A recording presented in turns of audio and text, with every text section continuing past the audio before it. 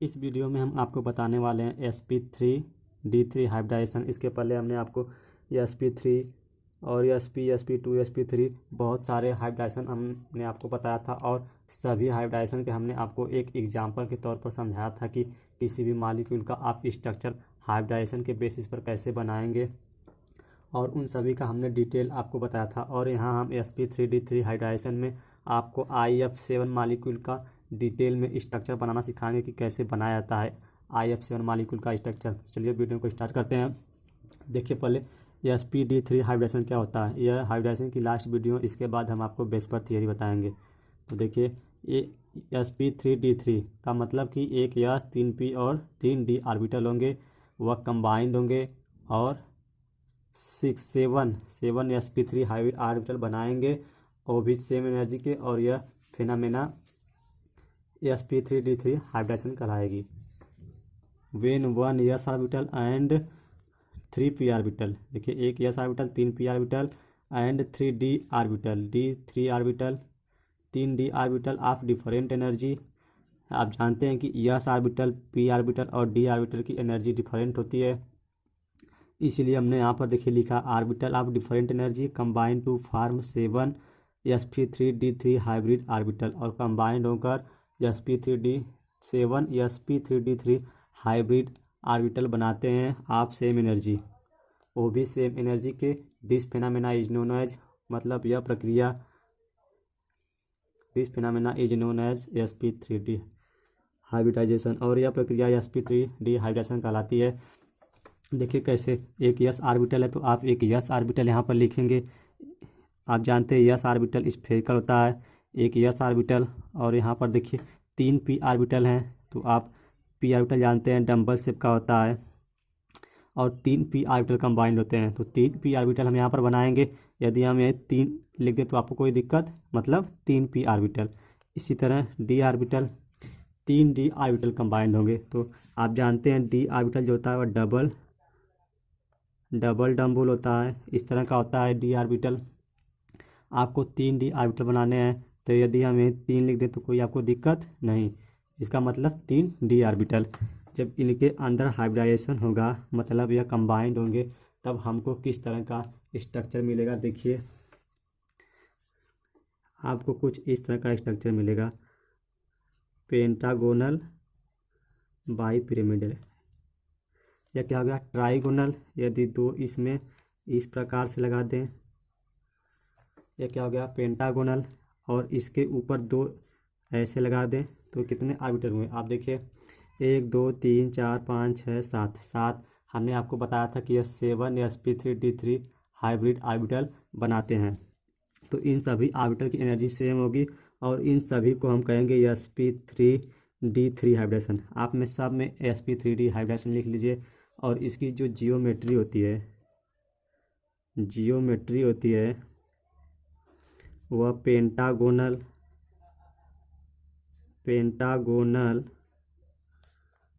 Bi pyramidal होती है, यह आपसे देखिए पूछा जाता है कि IF7, आप BHU एंट्रेंस में देखेंगे तो यह हर साल पूछा गया है कि IF7 मॉलिक्यूल का स्ट्रक्चर, तो आपको पता होना चाहिए कि पेंटागोनल बाई पिरामिडल होता है। देखिए यदि यह लोब और ऊपर वाला लोब ना हो, तब क्या, 1 2 3 4 5 मतलब पेंटागोनल, और 2 इसके एक ऊपर और एक नीचे आ गए, तो इसलिए वह बाई पिरामिडल स्ट्रक्चर हो गया। चलिए अब इसका हम आपको एक एग्जांपल के साथ बताते हैं। यदि आपसे पूछे कि sp3d3 हाइब्रिड ऑर्बिटल में कितने हाइब्रिड ऑर्बिटल होते हैं, तो आप बताएंगे 7, यही 7 हाइब्रिड ऑर्बिटल हैं। आप यहाँ पर सब में लिखेंगे sp3d sp3d। चलिए एग्जाम्पल, इसका सबसे अच्छा एग्जाम्पल है IF7 मॉलिक्यूल, सबसे अच्छा एग्जाम्पल इसका IF7 मॉलिक्यूल है। तो आप लिख एग्जाम्पल सबसे अच्छा इसका एग्जाम्पल IF7 मॉलिक्यूल, और यही आपसे एग्जाम में पूछा जाता है IF7 4 नहीं 7। तो चलिए इसका स्ट्रक्चर कैसे पता करते हैं। देखिए आई मतलब आयोडीन, आप जानते हैं आयोडीन का परमाणु क्रमांक कितना होता है, 53, आयोडीन का परमाणु क्रमांक 53। इसका आपको इलेक्ट्रॉनिक कॉन्फ़िगरेशन आना चाहिए। इलेक्ट्रॉनिक कॉन्फ़िगरेशन देखिए इसका बहुत लंबा चौड़ा है, हम आपको 60 में लिख रहे हैं, आप बुक से नोट कर लीजिए। देखिए क्रिप्टान से हम शुरू करेंगे तो क्रिप्टान कितना होता है 36 तक क्रिप्टान, उसके पास 4s, उसके बाद 4d10, 4d10 के बाद 4s 5s2, 5s2, उसके बाद 5p5, 5p5। फिर देखिए क्रिप्टान 36 हो गया, 4d10 36 10 46, 46 5s2 46 2 48, 48 5 53, इसका परमाणु क्रमांक 53 हो गया। यह इसका इलेक्ट्रॉनिक कॉन्फ़िगरेशन हुआ। और हमने आपको बताया था कि हाइब्रिडाइजेशन में केवल वैलेंस सेल को कंसीडर करते हैं, तो यह 5s और यह 5p5 यह हो गया। अब हमने आपको बताया कि केवल हम हाइब्रिडाइजेशन में केवल बैलेंस सेल को कंसीडर करते हैं या बैलेंस इलेक्ट्रॉन को कंसीडर करते हैं। तो जो लास्ट सेल में होते हैं, बैलेंस सेल में जितने इलेक्ट्रॉन होते हैं वह बैलेंस इलेक्ट्रॉन कहलाते हैं। तो बैलेंस इलेक्ट्रॉन इसमें 5 हैं, तो हम हाइब्रिडाइजेशन में केवल बैलेंस इलेक्ट्रॉन को कंसीडर करते हैं। 2 इलेक्ट्रॉन इसमें और 5 इलेक्ट्रॉन इसमें, तो 1 3 2 5। अब इसको हम ले जाएंगे ग्राउंड स्टेट में, तो आप लिखेंगे कि स्टेप, आप स्टेप फर्स्ट में क्या करेंगे, iodine atom in ground, ground मतलब जीएस, ग्राउंड को हम 60 में जीएस लिखते हैं, तो आप जीएस लिखिए। ग्राउंड स्टेट में आपका मालिक्यूल ज्यों का त्यों रहता है, उसमें कोई चेंजिंग नहीं होती है। तो हम बैलेंस सेल को लेते हैं, हाइब्रिडाइजेशन में हमने आपको बताया था। यह आपका 5s और यह आपका 5p।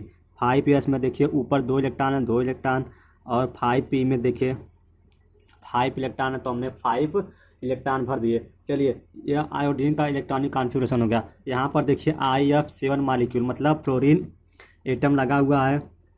तो फ्लोरीन को आप जानते हैं, फ्लोरीन का कितना परमाणु क्रमांक होता है 9। इसका electronic configuration 1s2 2s2 2p5 2 4 5 4 9 electron हो गए। हमने आपको बताया कि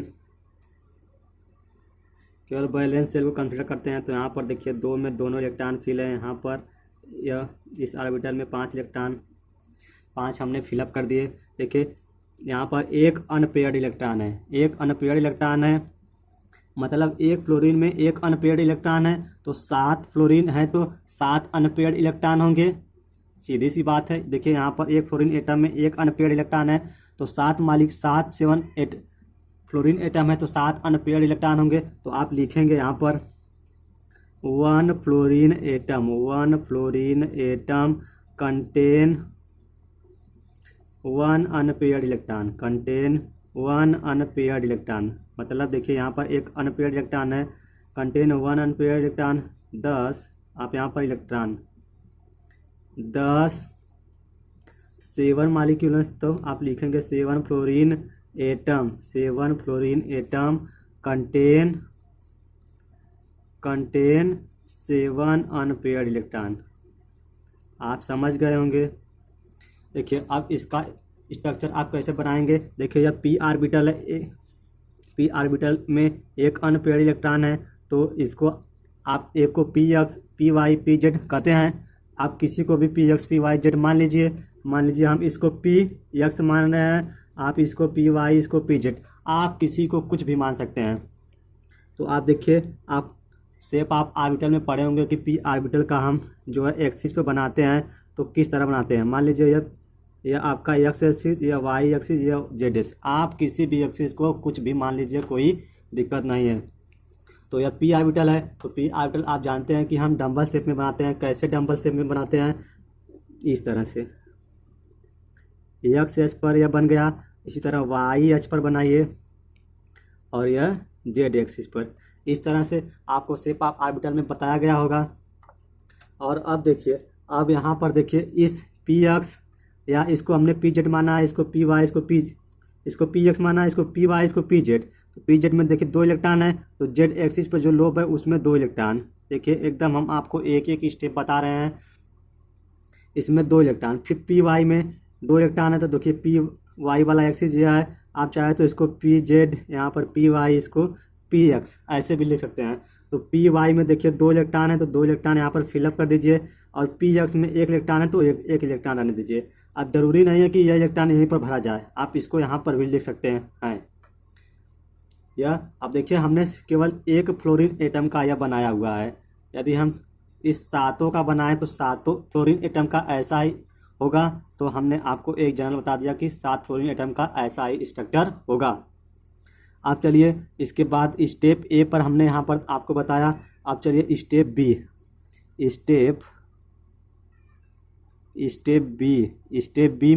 स्टेप बी में यही आपका जो फ्लोरीन एटम है, स्टेप इसको फर्स्ट माने थे तो इसको सेकेंड मान लीजिए। यही आयोडीन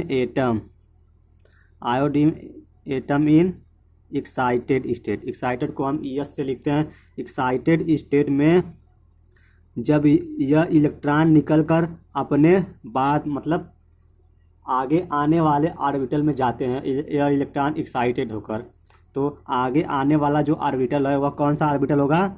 5D ऑर्बिटल, क्योंकि 5s 5p 5D यही ऑर्बिटल इसके बाद आएगा। तो 5D में कितने ऑर्बिटल होते हैं? 1 2 3 4, 1 2 3 4 5 हो गए। अब आप सोचें क्यों होंगे कि हमने पहले ही क्यों ना लिख दिया। यदि हम आपको पहले ही लिख दे होते हैं तो आप कहते कि कहाँ से यह आ गया।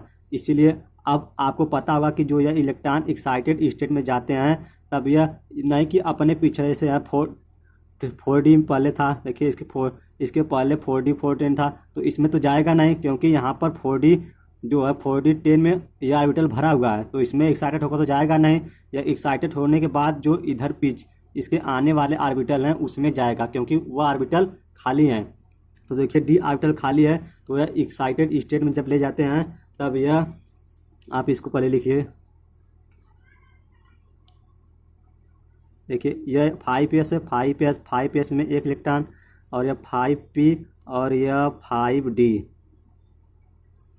ये आपका 5D। अब हमने आपको बताया कि एक्साइटेड होने के बाद यह इलेक्ट्रॉन एक निकल कर इसमें जाता है, और इसमें से 1 इलेक्ट्रॉन इसमें निकल कर जाता है, और इसमें से 1 इलेक्ट्रॉन इसमें। उसी तरह आप भर दीजिए, बस करना कुछ नहीं है। यही देखिए आपके sp3 1 2 3 4 5 6 7, हमने आपको इसकी डिफिनीशन बताया था कि 7sp3d3 हाइब्रिड ऑर्बिटल मिलेंगे। तो यही हैं आपके 7sp3d3 हाइब्रिड ऑर्बिटल, और इन सभी की देखिए अब इक्वल हो गए, सब में एक इलेक्ट्रॉन है, सबकी एनर्जी सेम हो गई है हाइब्रिडाइजेशन होने के बाद। तो आप इसको भी कह सकते हैं कि एक ऑर्बिटल या sp3d3, इसको भी कह सकते हैं sp3d3, इसको भी कह सकते हैं sp3d3। चलिए अब आगे देखिए, इसके बाद स्टेप जो थर्ड है, यानी सी या थर्ड आप लिख सकते हैं, स्टेप थर्ड में यही आयोडीन एटम IF7 मतलब फ्लोरीन एटम के साथ कैसे कंबाइन होकर बॉन्ड बनाता है। तो iodine atom in IF7 molecule, आप थोड़ा अच्छा लिखिए, IF7 मॉलिक्यूल। देखिए आप इसी को फिर से लिखिए, यही आपका मेन फाइनल स्टेप है। 1 2 3 4 5, 1 2 3 4 5, इसमें 3 ऑर्बिटल, यह 5s है, यह 5p, यह 5D ऑर्बिटल है। इसमें देखिए एक इलेक्ट्रॉन ऊपर देखिए एक इलेक्ट्रॉन है सब में। अब देखिए एक इलेक्ट्रॉन इसमें अनपेयर्ड है, एक और इलेक्ट्रॉन आ जाए तो ये पेयर हो जाएंगे और बॉन्ड बना लेंगे। तो देखिए यह यहाँ पर फ्लोरीन एटम के पास एक अनपेयर्ड इलेक्ट्रॉन है, तो वह इसके पास एक अनपेयर्ड इलेक्ट्रॉन है, और एक अनपेयर्ड इलेक्ट्रॉन आयोडीन मॉलिक्यूल के पास है। तो वह फ्लोरीन अपना एक इलेक्ट्रॉन लेकर आएगा, इसमें पेयर कर देगा, और यहाँ यस मतलब दोनों आपस में अपना इलेक्ट्रॉन शेयर करके एक सिग्मा बॉन्ड बना लेंगे। इसी तरह इसमें फ्लोरीन एटम आएगा, अपना इलेक्ट्रॉन देगा और शेयर हो जाएंगे, एक सिग्मा बॉन्ड बनाएगा। इसी तरह सब में इसी तरह 7 फ्लोरीन एटम है तो सातों अपना एक इलेक्ट्रॉन लेकर आएंगे और इसमें पेयर होके एक सिग्मा बॉन्ड बना लेंगे। सिग्मा बॉन्ड या दो ऑर्बिटल नहीं बनाएगा क्योंकि 7 फ्लोरीन एटम है तो 7 बॉन्ड बनाएगा। अब देखिए इसी को कहते हैं sp3d3 हाइब्रिडाइजेशन। sp3d3 हाइब्रिडाइजेशन आप एग्जाम में ऐसे ही लिखेंगे sp3d3 हाइब्रिडाइजेशन। देखिए आप इसका स्ट्रक्चर कैसे बनाएंगे हम आपको एकदम सिंपल वे में बताते हैं।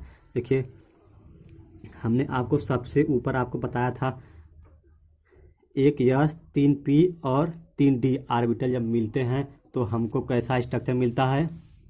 देखिए इस तरह का पेंटागोनल बाई पिरामिडल, यह हमने आपको बता चुका है। तो यहाँ पर देखिए यह सल्फर का आयोडीन का S orbital, p orbital, d orbital, तो मतलब कि यहाँ बीच में आयोडीन होगा और यह